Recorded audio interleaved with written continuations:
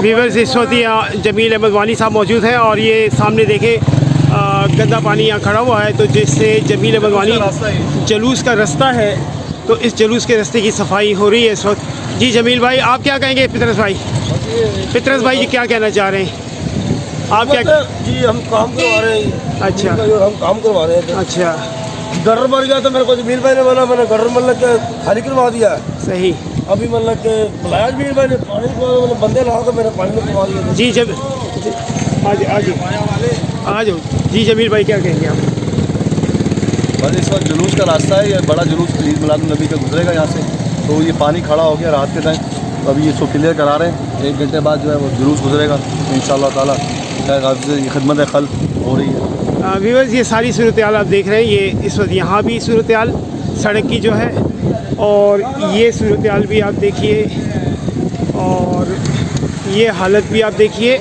ये sector 73 north Karachi है, district central का इलाका, जो इस वक्त अपनी बदहाली की वो अजीमुल शान कहानी बयान कर रहा है कि शायद जो पूरा एक दौर गुज़र चुका उसका बल्दियात का, उस दौर के अंदर क्या खूबसूरत काम हुआ है, ये इस बात की मुकम्मल अक्कासी कर रहा है।